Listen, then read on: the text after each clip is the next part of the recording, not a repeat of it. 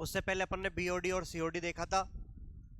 BOD मैंने बताया था आप लोगों को, कोई भी आपका पानी है उसके अंदर अगर कोई कार्बनिक पदार्थ है तो उनके अपघटन के लिए जो अपघटक होते हैं, सूक्ष्म जीवाणु जो होते हैं, उनको ऑक्सीजन की आवश्यकता होती है श्वसन क्रिया के लिए। तो जितनी ऑक्सीजन की उनको आवश्यकता होती है वो क्या कहलाता है, आपका बीओडी कहलाता है। इसको निकालने के तरीका भी मैंने आप लोगों को बताया था। 2 सैंपल लिए जाते हैं, पहले सैंपल की उसी समय पे डिजोल्व ऑक्सीजन निकाली जाती है, और दूसरा सैंपल 5 दिन के लिए 20 डिग्री सेंटीग्रेड टेम्परेचर पे अंधेरे कमरे के अंदर रख करके फिर 5 दिन बाद उसकी डिजोल्व ऑक्सीजन निकाली जाती है। इन दोनों का जो डिफरेंस आता है, जो अंतर आता है, उसे ही क्या बोला जाता है, बीओडी कहा जाता है। सीओडी के लिए मैंने आप लोगों को बताया था कि पानी के अंदर पाए जाने वाले कार्बनिक और अकार्बनिक पदार्थों का रासायनिक रूप से अपघटन करने के लिए या ऑक्सीकरण करने के लिए जो ऑक्सीजन की आवश्यकता होती है, वो जो ऑक्सीजन की आवश्यकता होती है क्या कहलाती है, आपकी केमिकल ऑक्सीजन डिमांड डिमांड यानी कि रासायनिक ऑक्सीजन मांग कहलाता है। इसके बाद अपन ध्वनि प्रदूषण देख रहे थे। मैंने आप लोगों को W H O world health organisation की गाइडलाइन के बारे में भी बताया था। 30 से 60 डेसिबल जो होती है आपका अच्छा माना जाता है, सर्वश्रेष्ठ माना जाता है। अगर 45 डेसिबल हो अगर सिंगल डिजिट में तो और भी ज़्यादा बेस्ट है। उसके बाद में 80 डेसिबल से ऊपर प्रदूषण माना जाता है। डेसिबल के अंदर ध्वनि प्रदूषण को जो इकाई है, ध्वनि की जो इकाई है वो डेसिबल में मापी जाती है। तीव्रता जो है 20 हर्ट्ज से 20,000 हर्ट्ज तक होनी चाहिए जो आदमी को सुनाई देती है। इसके अलावा अपन ने देखते हैं कि जो आदमी का स्वभाव चिड़चिड़ा हो जाता है, सिर दर्द हो जाता है, उच्च रक्तचाप की समस्या आ जाती है, एकाग्रता में कमी आती है, ये सारी चीजें क्यों आती है, ध्वनि प्रदूषण की वजह से। क्लियर है? तो ये सारी चीजें अपन ने अब तक देखी है। इसके बाद आज अपन स्टार्ट करते हैं रेडियोधर्मी प्रदूषण।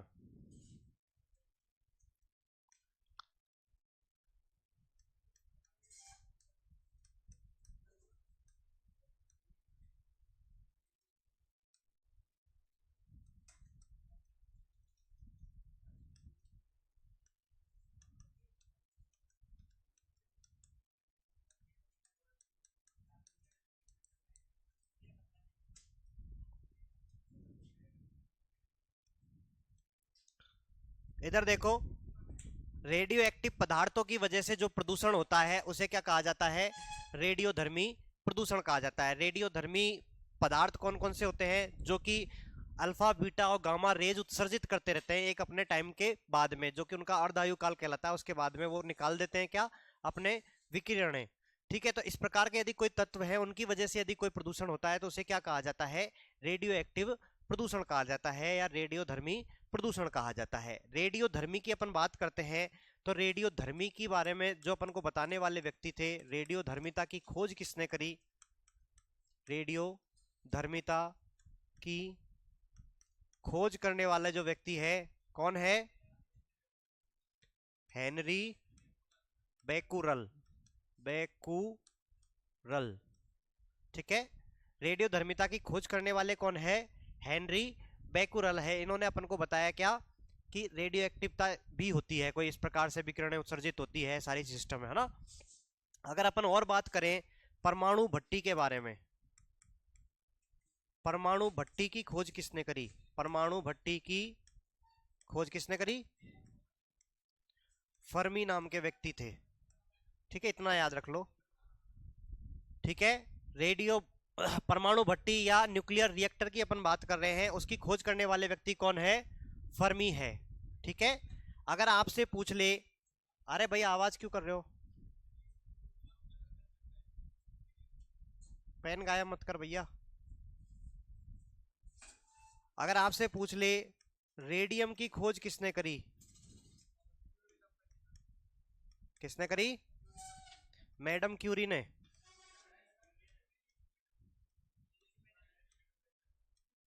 क्या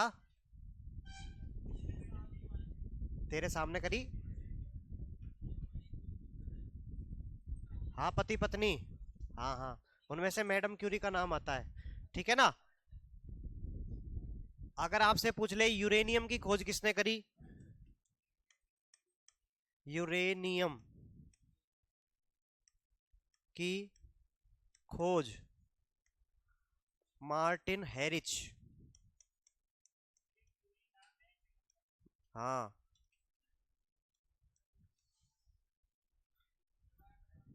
ठीक है।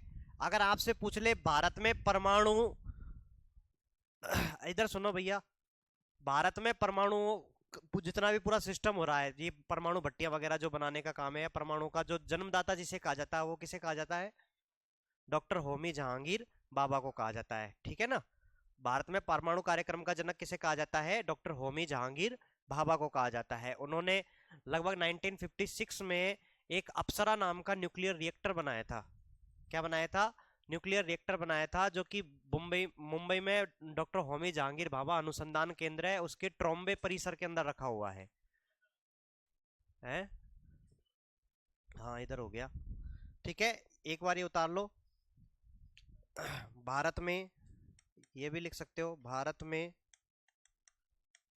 परमाणु कार्यक्रम का जनक, पिता कह लो, कौन है? डॉक्टर होमी जहांगीर भाभा।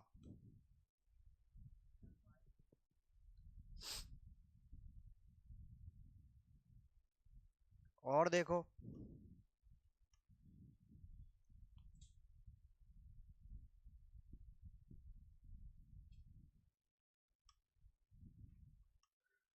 अगर आपसे पूछ ले परमाणु बम बनाने वाला व्यक्ति कौन था? परमाणु बम किसने, परमाणु बम की खोज है? स्ट्रॉसमैन और ऑटो हॉर्न। स्ट्रॉसमैन एवं auto horn.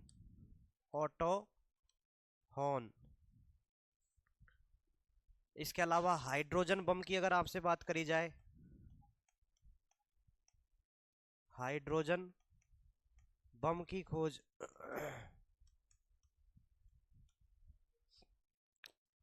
Simon colon plus Taylor.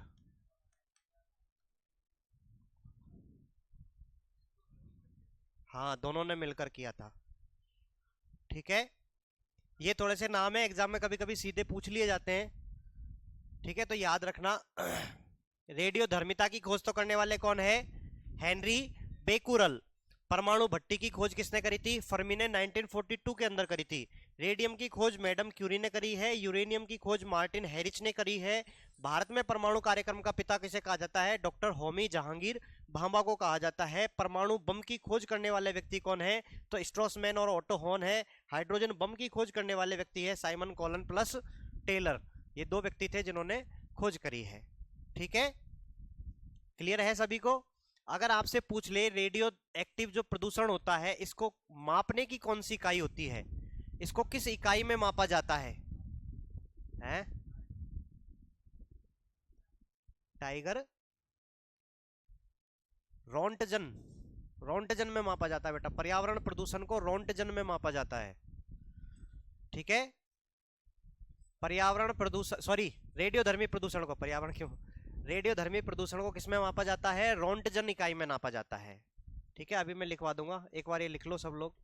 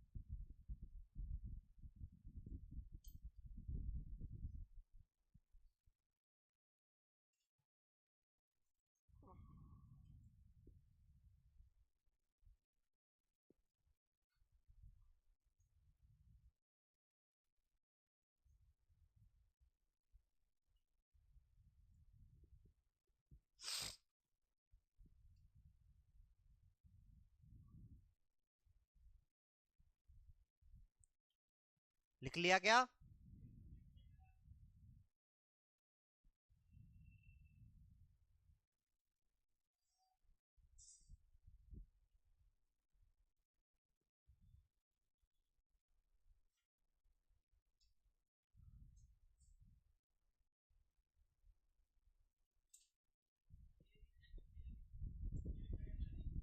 क्या टेरी? कहाँ पे? हैरिच, हैरिच, मार्टिन हैरिच।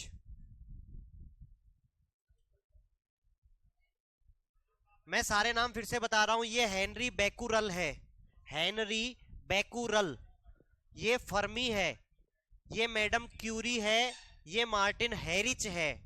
अरे मेरी आवाज सुन लो सब लोग, अपनी मत बताओ।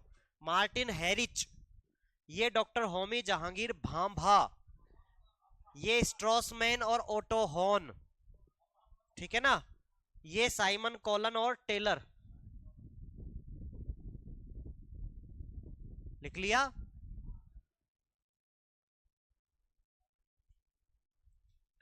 अब देखो, अपन थोड़ी सी बात कर लेते हैं परमाणु भट्टी की।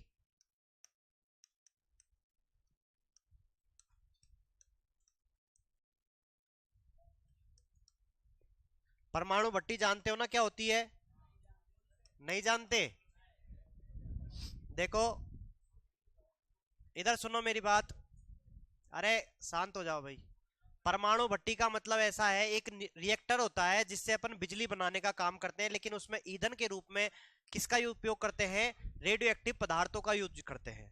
ठीक है, मतलब जैसे अपन कोयले से बिजली बनाते हैं ना, कोयले को जला करके टरबाइन वगैरह घुमा घुमू करके उनकी भाप वगैरह से जो भी है, ठीक है, पानी से बनाते हैं, कोयले से बनाते हैं, वैसे ही अपन रेडियो एक्टिव जो पदार्थ होते हैं उनके अंदर बहुत ज्यादा ईंधन पाया जाता है, मतलब बहुत ज्यादा एनर्जी पाई जाती है, इस वजह से इनका ईंधन के रूप में उपयोग किया जाता है। और क्या बनाई जाती है?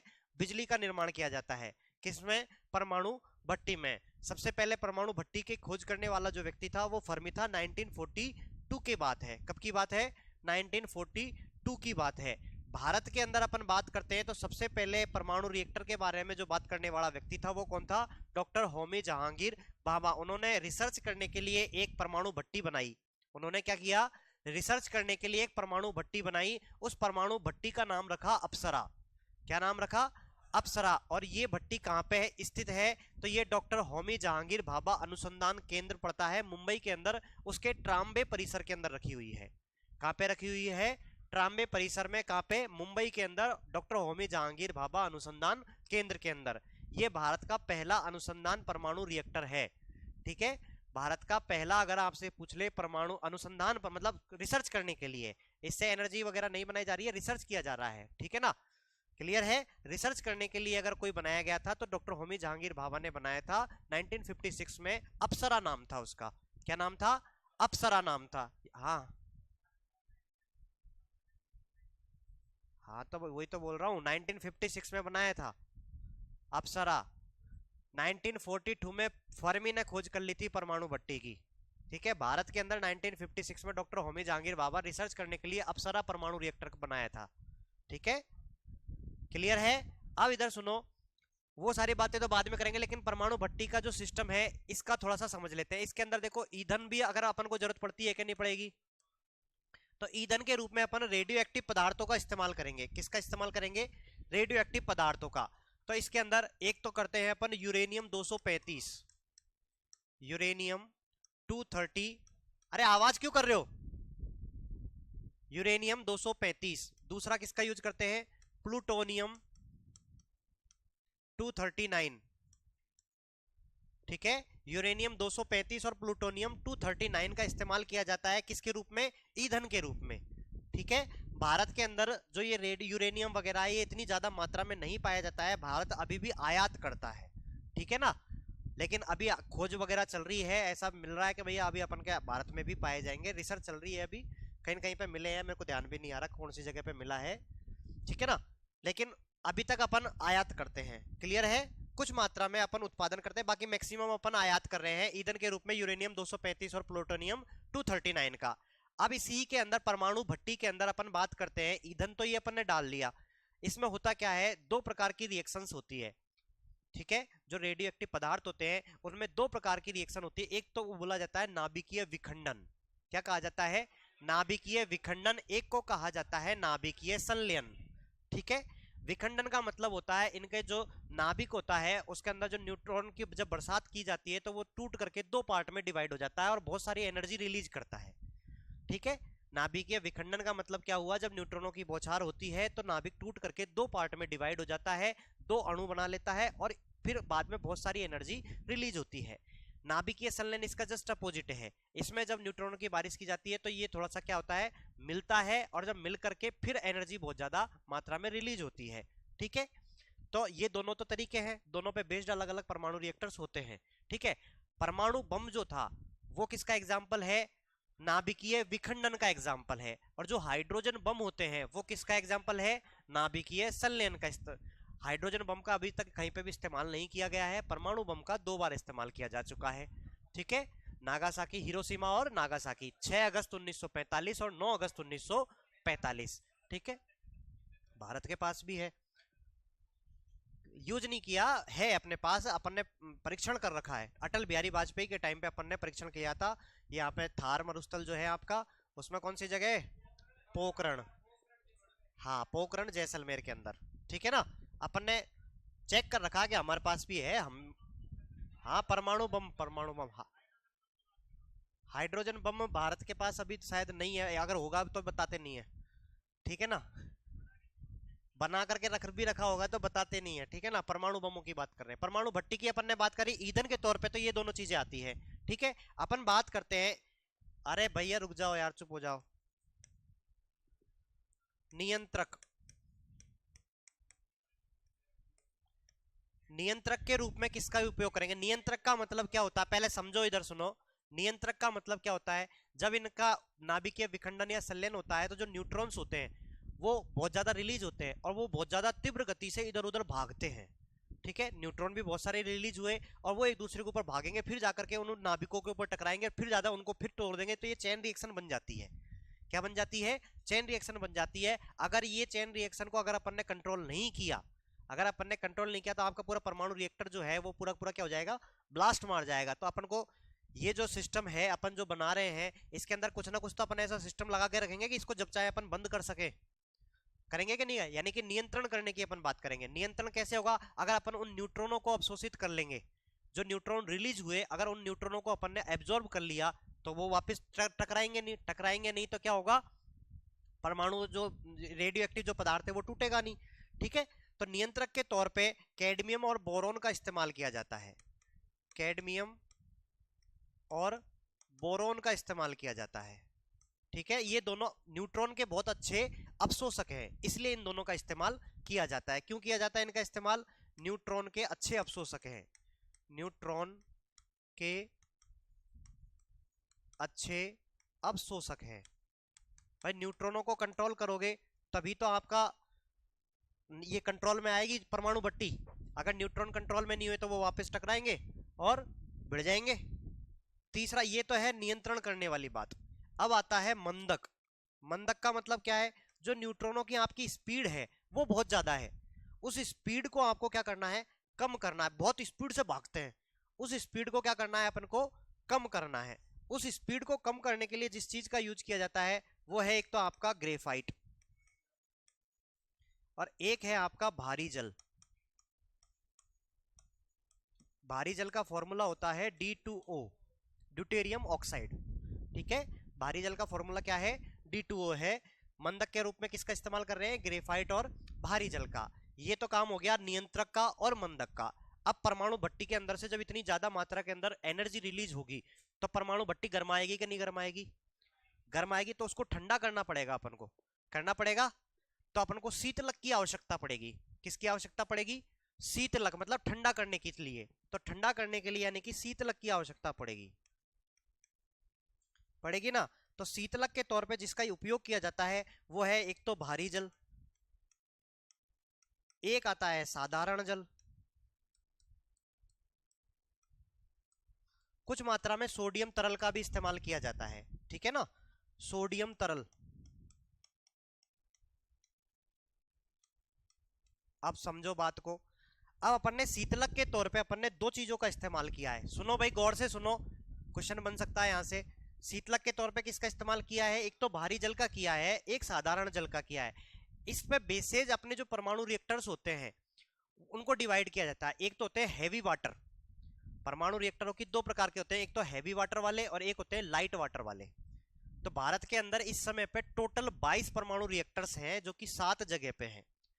अगर अपन बात करें भारत में परमाणु संयंत्र कितने जगह पे हैं, 7 जगह पे हैं, लेकिन एक जगह पे एक से ज्यादा हो सकते हैं, यूनिट तो ज्यादा हो सकती है ना, 1 यूनिट, 2 यूनिट, 3 यूनिट। तो इस प्रकार से भारत के अंदर टोटल तो कितने हैं, 7 हैं परमाणु संयंत्र, लेकिन वहां पे जो रिएक्टर्स लगे हुए हैं वो कितने हैं, 22 हैं। कितने हैं, 22 है। इन 22 में से 18 तो आपके हैवी वाटर वाले हैं।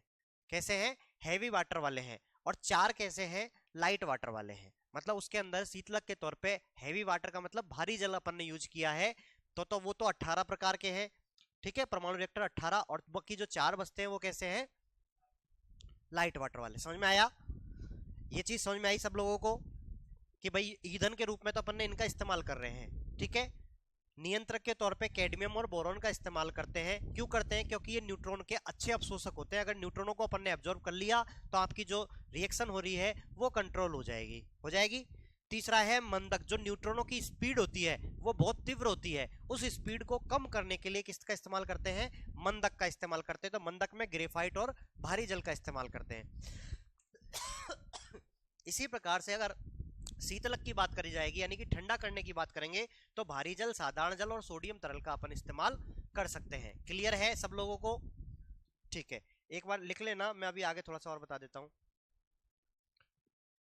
हाँ हाँ लिख लेना आराम से, मैं टाइम दे दूंगा। इधर देखो, अपन बात करते हैं भारत में इस समय 7 परमाणु संयंत्र है, जिनमें 22 न्यूक्लियर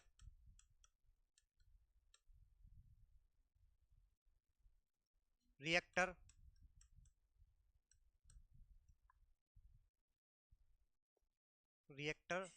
शामिल है।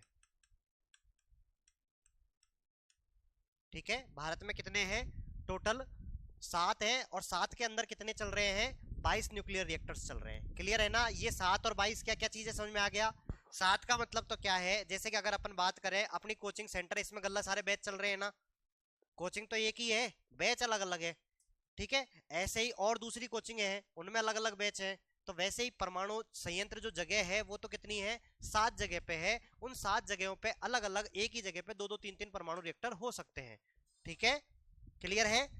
अगर आपसे पूछ लिया जाए, यहां से देखो बहुत सारे क्वेश्चन डायरेक्ट पूछे जा सकते हैं। अगर पहली बात करूं मैं आपसे, भारत का पहला अनुसंधान परमाणु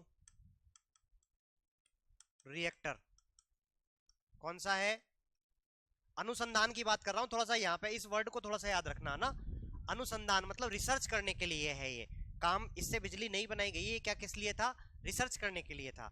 ठीक है, कौन सा है, अप्सरा। नाम क्या है इसका, अप्सरा। ठीक है, नाम क्या है इसका, अप्सरा है। और ये कहां पे स्थित है, तो ये स्थित है डॉक्टर होमी जहांगीर भाभा, डॉक्टर होमी जहांगीर भाभा अनुसंधान केंद्र, मुंबई। ठीक है, इसके भी ट्राम्बे परिसर में रखा हुआ है। अगर और पूछ ले आपसे, ट्राम्बे परिसर में। ठीक है, कहां पे है, ट्राम्बे परिसर में है। 1956 के अंदर ये बना था। क्लियर है। अगर बात की जाए दूसरी, भारत का पहला परमाणु रिएक्टर, पहला परमाणु संयंत्र कह दें या रिएक्टर कह दें, पहला परमाणु संयंत्र कहां पे बना है, तारापुर महाराष्ट्र में है।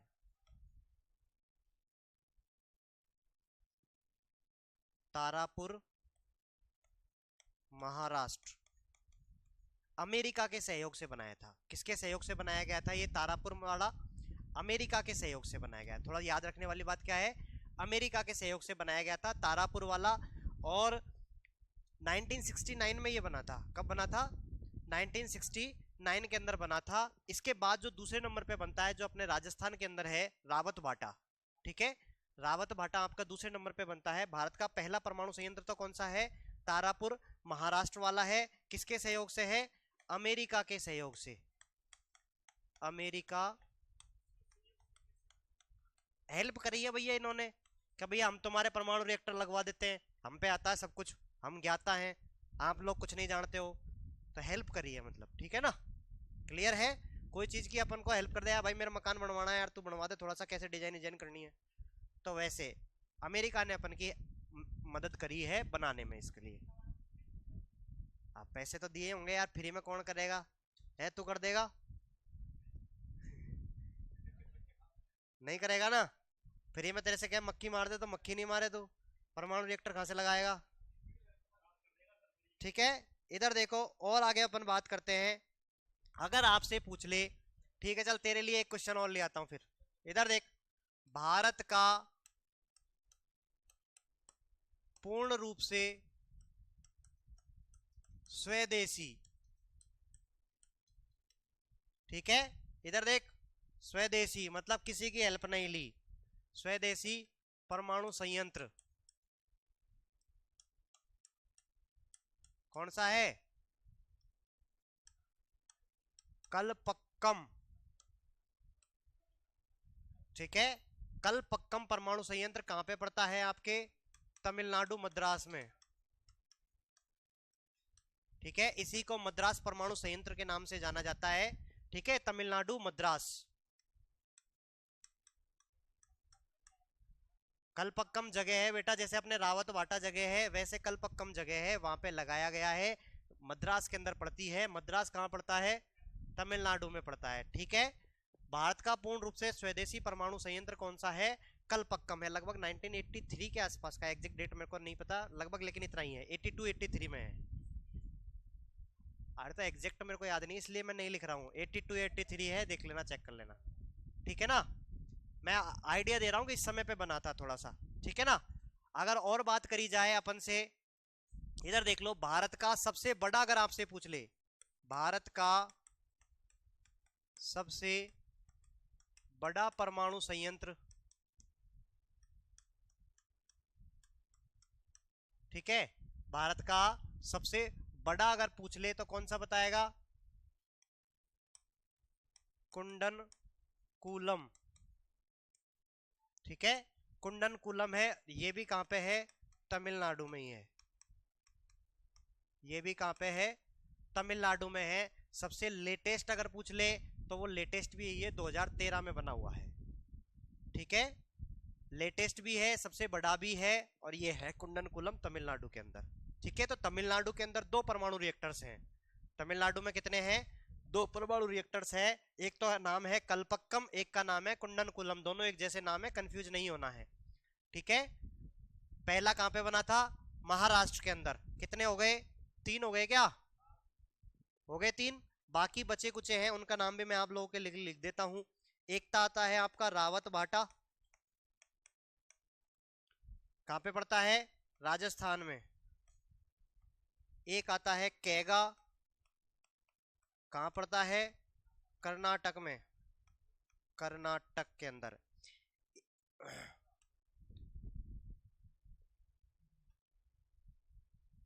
एक आता है गुजरात वाला, कौन सा है? काकरा पार है, काकरा पार, ये कहां पड़ता है? गुजरात में। एक है नरोरा, ये कहां पड़ता है? यूपी के अंदर। कितने हो गए? 1 2 3 4 5 6 और 7, सातों के सातों हो गए क्या? हो गए ना सातों? ठीक है ना, तो मैंने सातों परमाणु लिखा दिए हैं। ठीक है ना,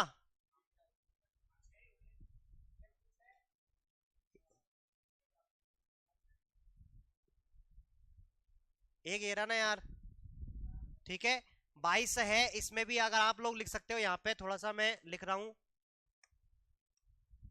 इस 22 में थोड़ा सा और लिख रहा हूं आगे करके।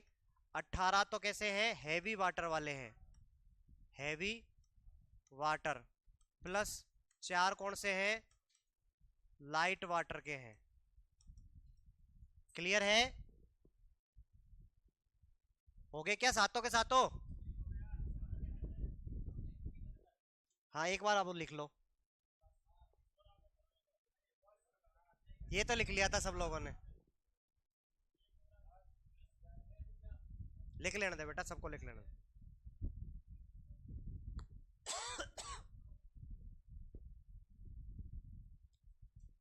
कैसे स्माइल कर रहा है, तेरे इरादे तो सही है ना।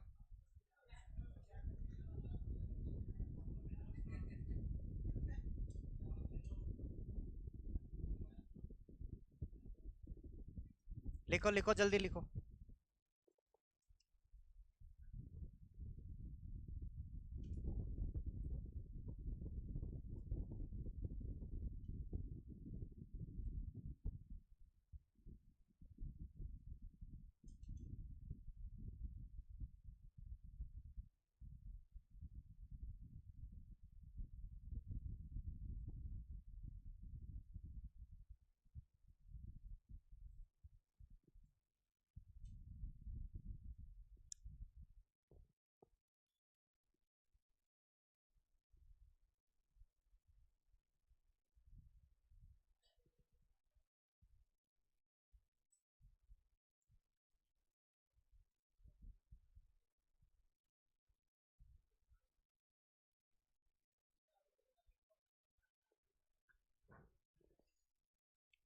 ये लिख लिया क्या?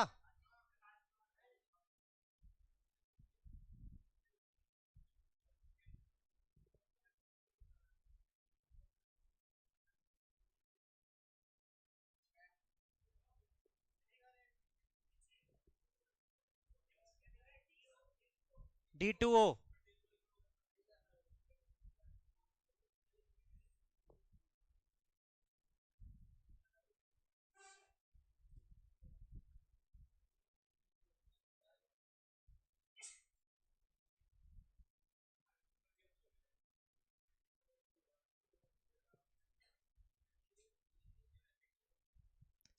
अरे आवाज क्यों कर रहे हो भाई, आवाज मत करो।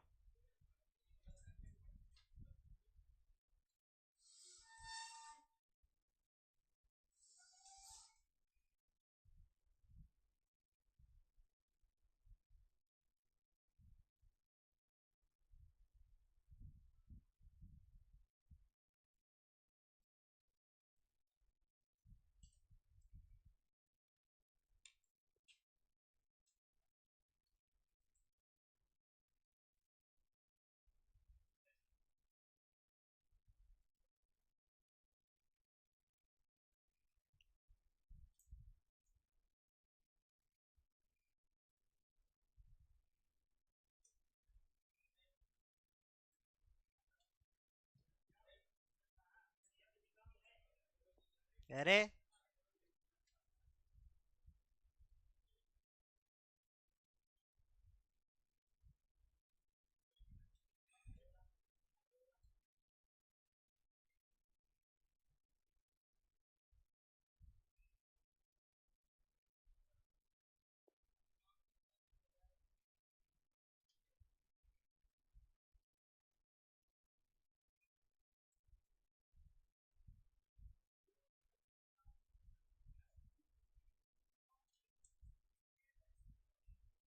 सरकारी है यार, सरकारी।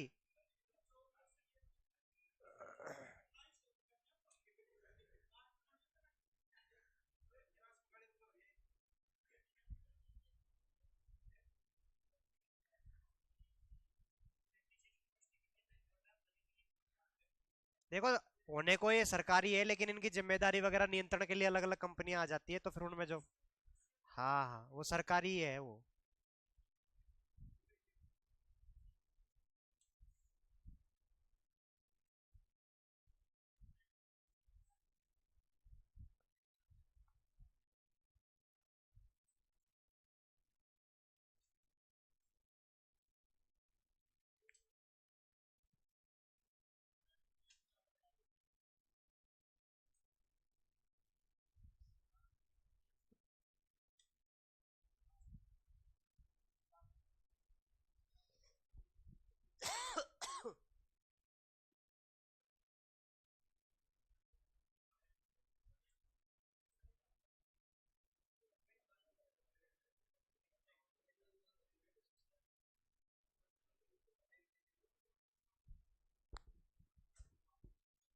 लिख लिया क्या ये?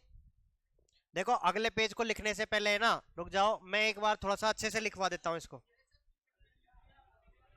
ले रहा हूं ले रहा हूं ले रहा हूं, तसल्ली खाओ।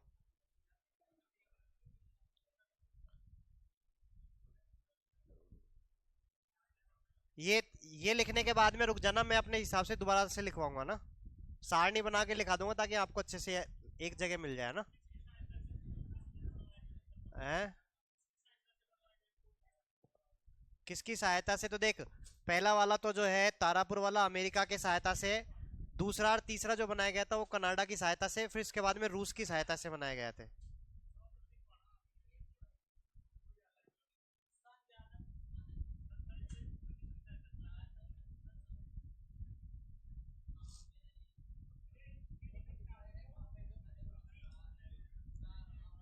हाँ, तारापुर, ट्राम्बे। हाँ,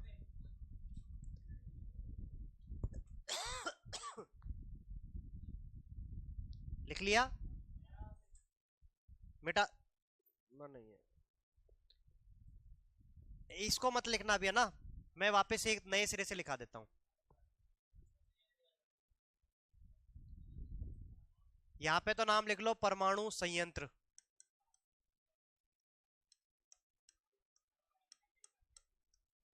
यहाँ पे नाम लिख सकते हो राज्य, ठीक है ना। परमाणु संयंत्र पहले अपन बात कर रहे हैं तारापुर,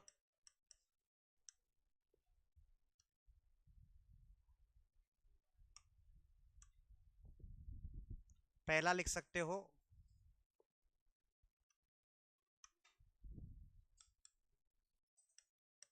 तारापुर, ये कहां पे है? महाराष्ट्र।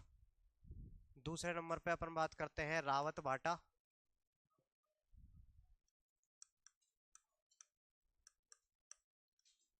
ये कहां पड़ता है? राजस्थान में।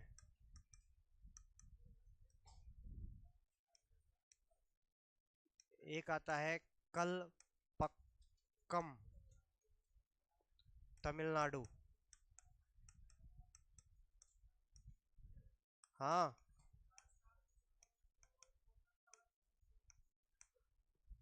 कोटा अलग नहीं है बेटा, रावत वाटा चित्तौड़गढ़ में आता है। कोटा अलग डिस्ट्रिक्ट है, चित्तौड़गढ़ अलग डिस्ट्रिक्ट है, चित्तौड़गढ़ के अंदर रावत भाटा आता है, ठीक है। कुंडनकुलम, और आजकल तो और जिले बनते जा रहे हैं, पता ही नहीं जाने कितने बनेंगे। कुंडनकुलम, तमिलनाडु। सब लोग रावत भाटा को कोटा में समझ लेते हैं, रावत भाटा कोटा में नहीं है, चित्तौड़गढ़ के अंदर आता है, ठीक है ना।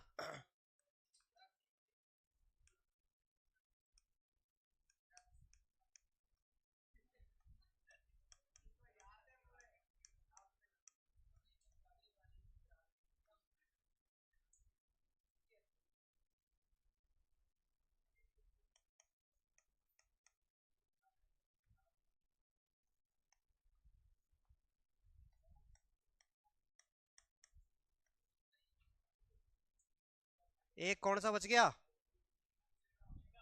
है? केगा कर्नाटक का? कर्नाटक का बेटा, कैसे कर्नाटक, कैसे केगा,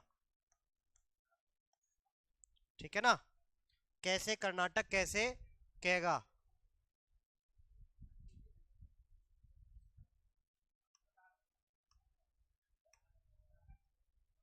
ठीक है ना।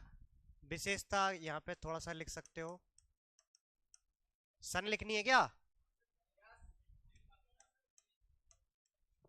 तारापुर वाला तो है 1969 में, ठीक है। एक बार मैं देख लेता हूँ, सन कंफर्म कर लेता हूँ।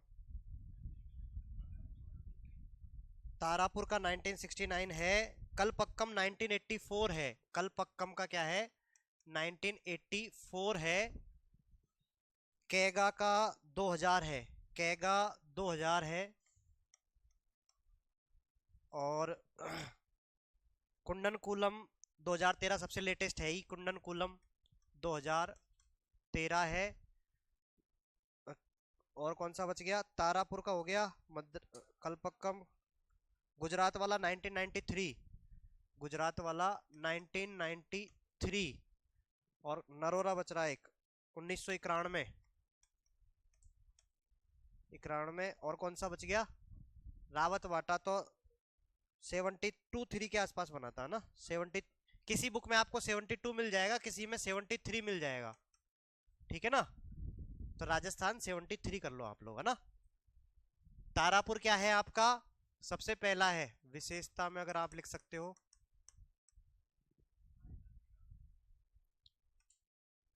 सहायता, पहला वाला तारापुर जो है अमेरिका की सहायता से बना है, अमेरिका की सहायता से, अमेरिका की सहायता से। जो रावत वाटा वाला है वो कनाडा की सहायता से मिला है, ठीक है ना। कलपक्कम तमिलनाडु वाला है, ये स्वदेशी है, स्वदेशी है, ठीक है। कलपक्कम क्या है? स्वदेशी है। अब इनका थोड़ा सा एक बार चेक कर लेना। रूस इनमें से एक तो कनाडा की सहायता से है, बाकी रूस, देखो मेरे को कंफर्म याद नहीं है ये वाले किसकी सहायता से, बाकी ये तो मेरे को याद है, ठीक है ना। इनमें से एक रूस की सहायता से है, एक कनाडा की सहायता से है, ये भी थोड़ा सा आइडिया देख लेना एक बार, है ना। कुंडनकुलम तमिलनाडु सबसे बड़ा है ना, ये क्या है? सबसे बड़ा, ठीक है। लिख लीजिए, अब ऐसे लिख लो इसको इस तरीके से।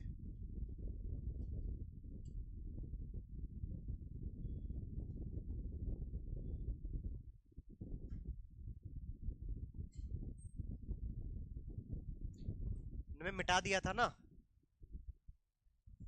हाँ वो कोई बात नहीं, बाकी मैंने मिटा दिया था। ये थोड़ा सा ना इसमें देखो आप लोग ये याद रखना, थोड़ा सा इंपॉर्टेंट है कलपक्कम, क्योंकि क्या है ये खुद ने भारत ने बनाया है, स्वदेशी है, ठीक है ना। ये याद रख सकते हो, पहले नंबर का है तारापुर का, ठीक है। और सबसे बड़ा याद रख सकते हो, और सबसे लेटेस्ट भी यही है, 2013 में बना है ना, सबसे लेटेस्ट भी यही है। तो ये तीन का थोड़ा सा स्पेशल याद रख सकते हो, ठीक है ना।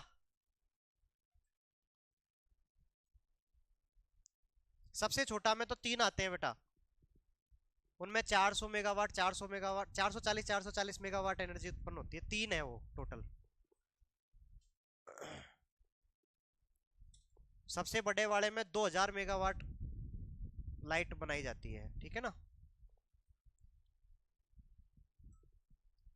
ये उतार लिया।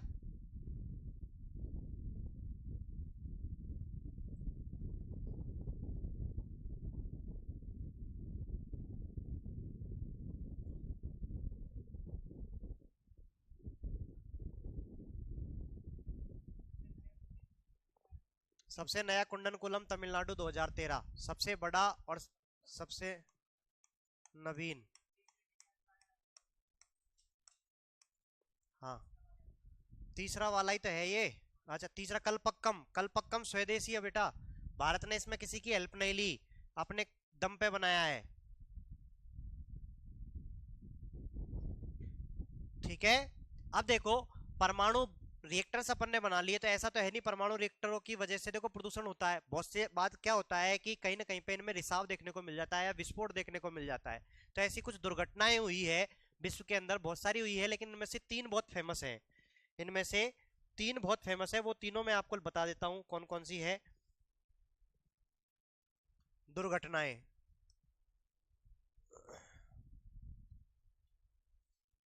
परमाणु दुर्घटनाएं, ठीक है। इनमें से अपन बात करते हैं, सबसे पहले अगर अपन बात करते हैं तो एक आता है 3 माइल आइसलैंड, 3 माइल आइसलैंड। ये बेटा अमेरिका के अंदर पड़ता है 3 माइल आइसलैंड, ठीक है। एक द्वीप था, वहां पे इन्होंने परमाणु रिएक्टर लगा रखा था। उधर क्या हो गया, इसके अंदर रिसाव हो गया था, इसकी वजह से ये दुर्घटना घटित हुई। हालांकि इसके अंदर जनहानि तो नहीं हुई, लेकिन आसपास रहने वाले लोगों में बहुत सारी बीमारियां उत्पन्न हो गई, कैंसर टाइप की, ठीक है ना। क्लियर है, इसमें डायरेक्ट मौत तो कोई भी नहीं हुई है, ठीक है ना। 3 माइल आइसलैंड की ये घटना है, 1979 की घटना है। कब की घटना है? 1979 की है। कहाँ की है? अमेरिका की है, यूएसए, कहाँ की है? USA, America.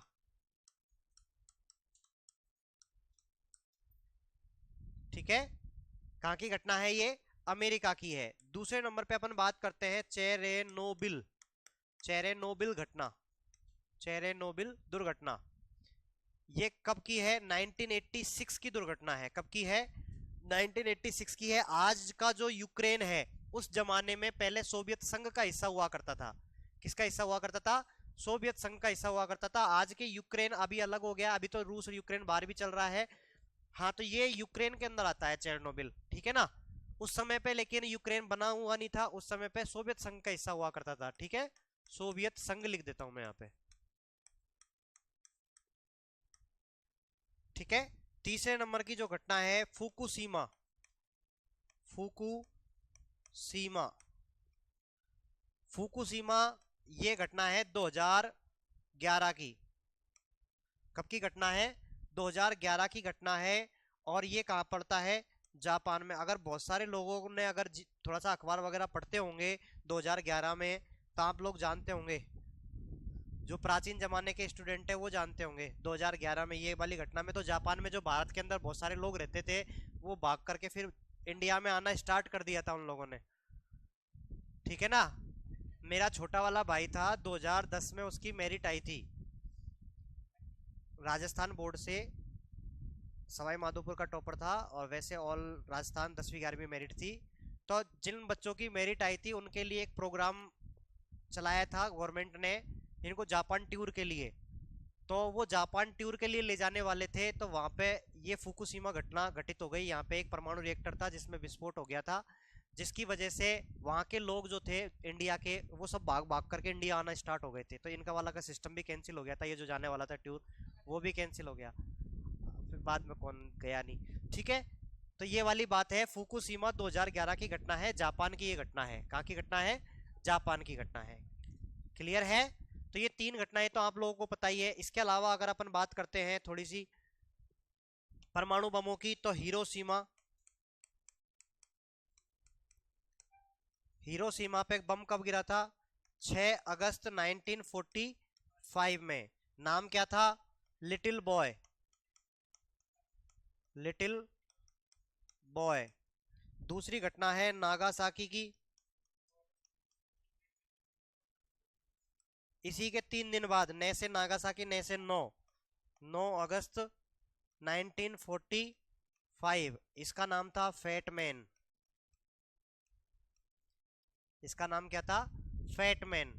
ये थोड़ी सी ये दुर्घटनाएं हैं जो कि आप लोग याद रख सकते हो। अमेरिका ने फेंका था जापान के ऊपर। पहले जापान ने उसके जो शिप्स थे उनको नष्ट कर दिया था, उनके ऊपर अटैक किया था। अमेरिका के जो हार्बर, हार्बर नाम से था ना, एक मूवी भी अगर आप लोगों ने नहीं देखी हो तो वो देखना। हार्बर नाम से ही है कुछ, पता नहीं है ऐसे।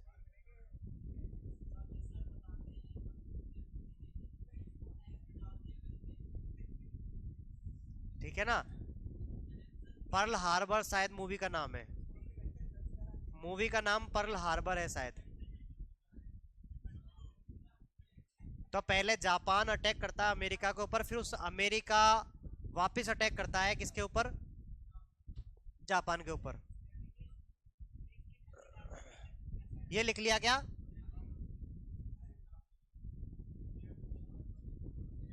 हाँ, इसी में आगे एक लाइन और लिख सकते हो।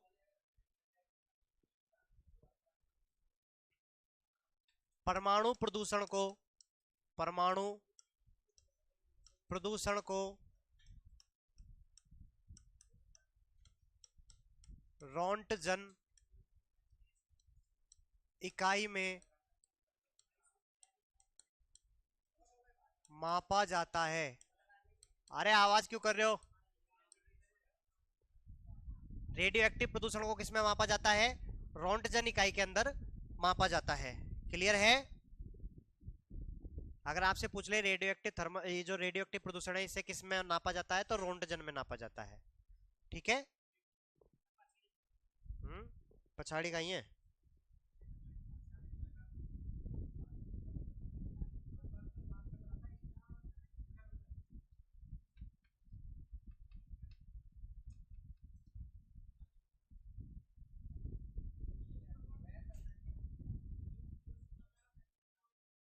हाँ, तो परमाणु बम की तो बता रहा हूँ, इसलिए मैंने यहाँ पे देख एक लाइन खींची है अलग अलग करने के लिए। दुर्घटनाएं लिखी है मैंने, परमाणु दुर्घटनाएं। ये तो परमाणु भट्टियों की वजह से है, ये परमाणु बम की वजह से है। ठीक है ना, दोनों को अलग अलग मैंने इसीलिए लिखा है। यहाँ पे अगर फिर भी अगर किसी को लिखना है तो परमाणु बम भी लिख सकते हो। ठीक है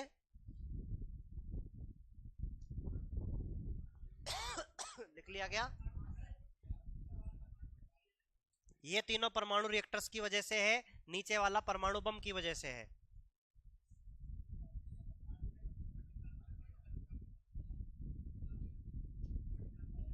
उतार लिया।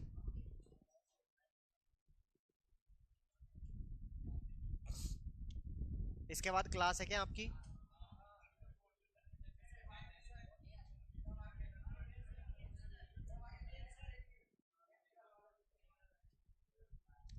ठीक है, नया टॉपिक तो अभी 2 मिनट में क्या स्टार्ट करूंगा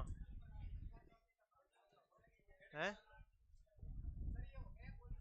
नहीं, एक और बच रहा है, जैविक प्रदूषण और बच रहा है। चलो ठीक है, अभी 6 मिनट है, अभी पढ़ लेते हैं। इधर देखो, 6 मिनट है, अभी पढ़ लेते हैं, रुको, हो जाएगा। इधर देखो अरे आवाज मत करो भैया। एक आता है प्रदूषण का नाम ही सुपोषण है। प्रदूषण का नाम क्या है? सुपोषण। इंग्लिश में इसको कहा जाता है यूट्रोफिकेशन। यूट्रोफिकेशन इंग्लिश में क्या कहा जाता है? यूट्रोफिकेशन। क्या कैंसिल कर दिया था क्या? हाँ भाई देखो, इंग्लिश में से क्या कहा जाता है? यूट्रोफिकेशन। हिंदी में क्या कहा जाता है? सुपोषण। ये एक प्रदूषण है, ये भी है ना। इसमें क्या हो रहा है, जो भी आपके जो जलाशय वगैरह है, जो जिनमें पानी स्टोरेज रहता है, मतलब रुका हुआ पानी जहाँ पे रहता है, ठीक है ना, जहाँ पे रुका हुआ पानी रहता है उनकी अपन बात कर रहे हैं। वहां पे क्या होता है कि जो आप लोग खेतों के अंदर, अरे आवाज क्यों कर रहे हो, खेतों के अंदर आप लोग बहुत सारा खाद यूरिया वगैरह डालते हो, तो वो जो नाइट्रेट और फास्फेट वगैरह जो होते हैं, ठीक है, वो बहते हुए पानी के साथ में जाकर के किस में मिल जाते हैं? जो आपके जलाशय वगैरह है उनमें जाकर के मिल जाते हैं। पेड़ पौधों को ग्रो करने के लिए क्या आवश्यकता होती है? न्यूट्रिशंस की आवश्यकता पड़ती है। और न्यूट्रिशंस क्या होते हैं? नाइट्रेट और फास्फेट होते हैं। वो उनको कहां से प्राप्त हो गया? जो पानी बह करके आया है, जो आप लोगों ने खेतों में यूज करा है, जो आप लोग सीवेज वगैरह का जो यूज करते हो, वो पानी पूरा पूरा बह करके कहां पहुंच गया? जो तालाब वगैरह है, झीलें वगैरह है, उनके अंदर पहुंच गया। तो वहां पे क्या होता है, वो पहुंचने की वजह से, नाइट्रेट और फास्फेट मिलने की वजह से, जो वहां पे एल्गीज होती है, शैवाल जिसको अपन बोलते हैं,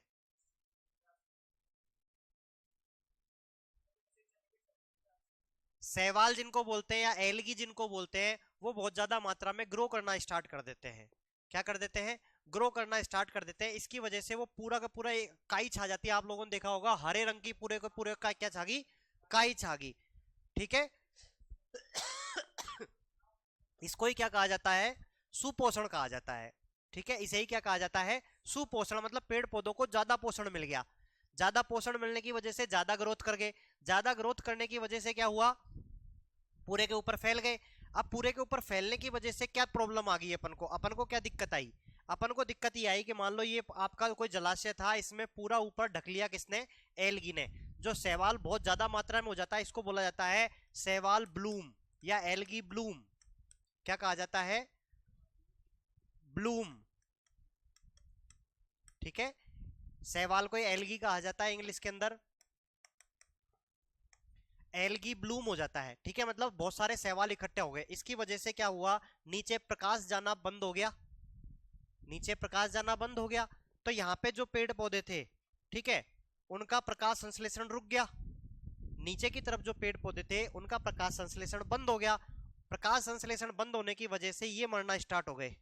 पहली बात तो ऊपर तो खूब मात्रा में ग्रोथ कर रहे हैं, कोई दिक्कत वाली बात नहीं है, लेकिन नीचे वाले जो जमीन के मतलब लेवल पे है, पानी के अंदर की तरफ जो है, वो क्या हो गए? मरना स्टार्ट हो गए। इसी के अलावा अपन देखते हैं इसके अंदर बहुत सारे क्या है? कार्बनिक पदार्थ आ जाएंगे। तो उन कार्बनिक पदार्थों को खाने के लिए बैक्टीरिया आ जाएंगे। बैक्टीरिया आ जाएंगे तो ये जो ऊपर से तो ढक रखा है, तो नीचे ऑक्सीजन जा नहीं पा रही है। तो इसी के अंदर जितनी भी ऑक्सीजन थी, डिजोल्व ऑक्सीजन जो थी वो कम हो जाएगी कि नहीं हो जाएगी? तो डिजोल्व ऑक्सीजन जब कम हो जाएगी तो वो 4 ppm से यदि कम हो गई तो इसके अंदर जो रहने वाले जो जलीय जीव हैं वो भी मरना स्टार्ट हो जाएंगे कि नहीं हो जाएंगे? तो ये भी एक प्रकार का क्या है, प्रदूषण है। ठीक है ना, इसके बारे में लिखवाने वाला काम कल करेंगे। ठीक है ना।